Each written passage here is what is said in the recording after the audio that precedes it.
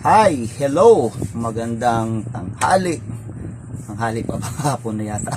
Magandang umaga, magandang araw sa lahat, lalo na sa ating mga bayaning OFW na nasa iba't ibang mga bansa, na sila po ang bumubuhay ng ating bansa. Dahil kung hindi po sila, abay matagal na pong lugmok, bagsak ang ekonomiya ng ating Pilipinas kung mahal. Okay, mga kabads, mga kaibigan, kamaritis, kakumpare. Okay, kumusta po kayo dyan? Patuloy lang kayo sa panunood. Marami pong salamat. Uulitin ko, maraming salamat sa inyong patuloy na pagtangkilik ng ating bagong vlog. Ito po yung Mr. Latigo TV. Marami pong salamat. Galing po sa aking puso. Gawin nyo po, i-share nyo lang po ito. Dahil po magtutulungan tayo para matulungan po natin ang iba't ibang mga Pilipino, gaya ng sinasabi ko, mga tulog pa ngayon, hindi pa makapaniwala, gulat na gulat dahil yung binoto nila ay isa parang B. Alam nyo na yan, okay? So, mga kaibigan, naway magustuhan nyo ito, pero I'm pretty sure magustuhan nyo ang pag-uusapan natin ngayon. Ito ipapakita po natin na video. Alam niyo, today is Sunday, April 28. Ngayon po sana magaganap ang isang malaking rally dyan po sa may Bulacan, sa Central Luzon. Ito po yung Maisog Rally ng Bulacan. Pero sa kadahilanan, masamang balita po, sila po ay ginigipit, iniipit ng Malacanang. Hindi po natuloy ang isang malawakang rally ngayon dyan po sa may Bulacan. Bakit po? Sino pang pasimuno? Mismo ang Malacanang. Ginamit nila ang tongresista, ulitin ko tongresista, gobernador at saka ang mayor. Isipin mo, meron na pong isang napakalaking venue na pagdausan po ng rally. Okay, pumayag po yung may-ari. Okay. Kasi po, para din sa side ng may-ari, kailangan na po magkaroon ng isang rally dyan sa may Bulacan. Dahil ang chismis po rito, marami po kasing nag-aabang na mga dating pro-Marcos at sila po ngayon ay lumipat na dito sa DDS. Okay? So ngayon, gusto nila magkaroon ng maisog rally dyan po sa Central Luzon, dyan po sa may Bulacan. Kaso lang po ang problema ngayon, kaninang umaga, ito ipapakita ko sa ng video, talagang yung lahat ng lusuta, madaanan, kanto, kung saan man, hinarang ng mga pulis, nilagyan po ng mga checkpoint para po hindi makapasok itong mga sasali sa rally dyan sa may Bulacan, Bustos, Bulacan. Okay? So, anong ibig sabihin nito? Ito po ay panggigipit. Okay, panggigipit.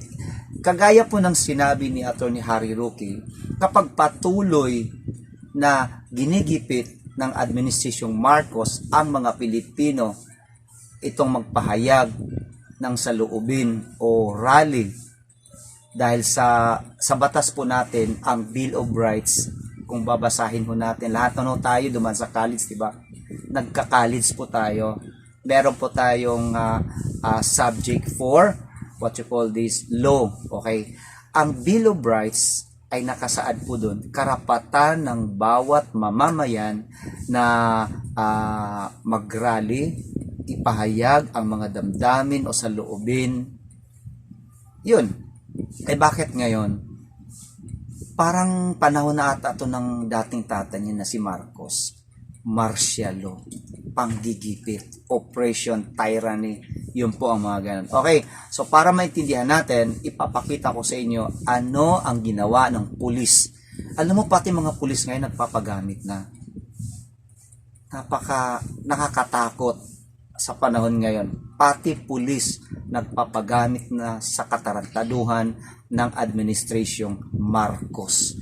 Panoorin natin itong video para po natin maintindihan ano po ang totoong kaganapan ngayon dyan sa Bulacan.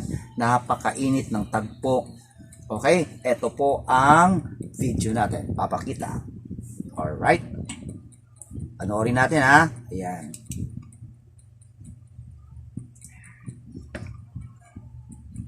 Ayan po. Yan. So, kung galing ka ng Pulilan, ikotan mo, may hinarang silang mga motor. Grabe.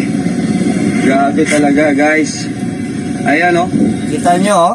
Para walang makaselflusot. Ang daming harang, oh. Sa Ayan. venue. Ayan, oh. May mga pulis doon sa pagkabilaan ng Nagkaisa pulis sa may mga kanto. pulis. Dahil sa utos. Ayan, oh. Dahil sa utos ng Timonyong Marcos. Grabe talaga, guys. Kita nyo. May sobrang pinuntahan po namin, Davao, Cebu, Tagum. Dito lang ho nagkaroon ng blocking. Sa ganito. Ayan. Ayan po ang ginagawa nila. Nandito po tayo, pakita po natin. Ayan. Ayan.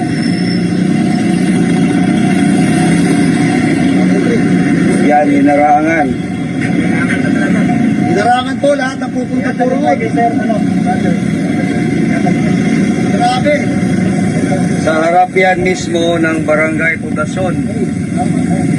Yan, o. Oh, ayan. Iba po may So, pulis sa kabila. Oh, ayan. Ito po lahat ng pupunta sa Mag-Isog Rally. Expected nyo na po ito. Itagay natin ng pulis. Ayan. Laban. Tinanong nila yung pulis. Inosente daw. Tinanong nila yung pulis. Tapos yung pulis nagmamaang-maangan. Wari. Inosente. Official namin, sir. Ayan. Ito po yung official namin eh. Hindi po ako sasalita dito. Kita nyo? Kasama po kami sa video. Ay. Kasi, Kahalintulad po ito ng panahon ng Marcos Sr. Yung tatay niyang namatay Okay, na. ito ang totoong mahiso, guys. Yan, talagang kailangan na nating lumaban. Hindi pwede ganito. Ayun, no? Ayan. Okay, so ganito po yun. Stop muna tayo ha. Okay. Ang tanong kasi rito ngayon, ito ang tanong. Ito ang tanong ngayon.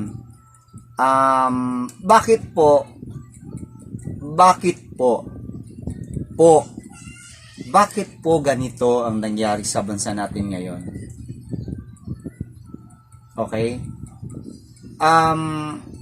Nasaan na po ang freedom of expression? Okay? Nasaan po? Okay. Bakit takot sila? Bakit ang administrasyong Marcos takot sa ganitong pagtitipon ng mga Pilipino? Ano po ang kanyang ikinakatakot? Tama po ba, di ba? Tama po. Okay. Ano ang kanyang ikinakatakot? Dahil ba meron silang marinig? Dahil ba baka ang mga tao ay magkakaroon na ng o takot sila, baka dumami na yung mga tao, baka pumunta ng IDSA. Takot sila, baka mapatalsik sila sa Malacanang. Mga kaibigan, napakasakit po tingnan ang ganitong klasing panggigipit ng administrasyong Marcos sa ating mga kasamang Pilipino na magkakaroon sana ng isang malawakang rally dyan sa Bulacan. Okay? Napakasakit po. Hindi alam ni Marcos na sa tuwing ginigipit niya ang mga tao na ipinagbawal magkakaroon ng rally, lalong umiinit ang ulo ng tao, lalong lumakas, kumukulo ang damdamin ng mga Pilipino sa administration ito. Tama po. Ang kasunod nito ngayon, ano ba? Papunta na sa EDSA. Yun ang sinabi noon ni Tatay Digong, Mr. Marcos, you do the right thing. Dahil pag hindi, dadanasin mo ang dinanas ng iyong tatay. Eto ngayon ang ikinakatakot ang karamihan na this will be a bloody people power. Dahil alam ng mga tao, gagamitin ng Marcos ang pera ng bayan para isuhol, i-bribe sa mga taong kakampi sa kanila. Okay? Para i-bribe sa mga taong kakampi sa kanila. Ito yung sinabi ni Tatay Digong, this gonna be a bloody uprising, might be. Huwag naman sana po. Okay? Okay? Ang timbangan.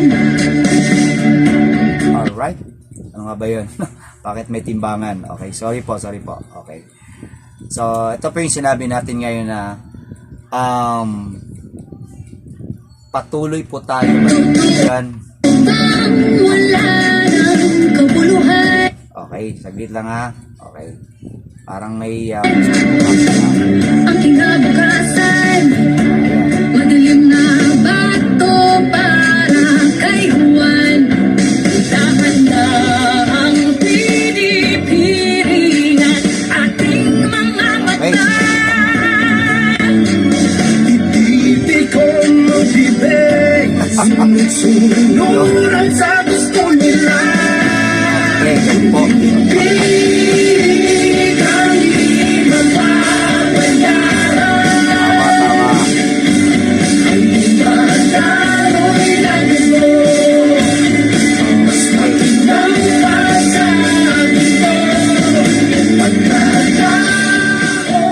Alright.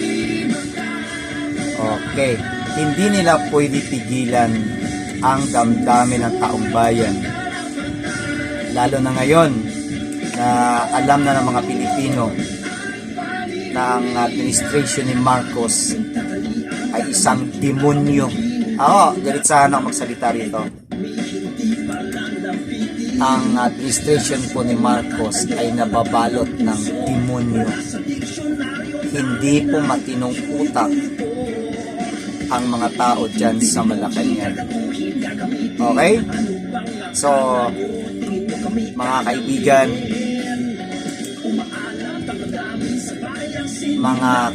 natin, OFW, pamilya na nasa bahay, tatay, nanay, tingnan nyo ang mga anak nyo, tingnan nyo ang mga apo nyo. Wala nang future dito sa Pilipinas habang nasa Malacanang ang pamilyang Marcos. Tingnan nyo ang mga anak nyo, apo nyo. Okay? Tingnan nyo ang mga mukha nila. Walang future na ang mga bata hanggat nandyan ang demonyo sa Malacanang. Kaya ang gagawin po natin, magkapit-bisik tayo, manalangin ho tayo. Mula ngayon, anuman ang panawagan, magsilabasan ho tayo sa ating mga bahay para suportahan ang upcoming na EDSA 3. Marami pong salamat. Naway nasa magandang kalagayan niyo ngayon. Ipagdasal po natin ang ating Tatay Digong dahil po marami pong ang dami pong gustong, alam nang ibig ko sabihin, pagdasal po natin ang ating mahal na Pangulong Duterte. Marami pong salamat sa inyo. Hanggang dito lang po tayo. Assalamualaikum. Thank you so much. Thank you. Sukran.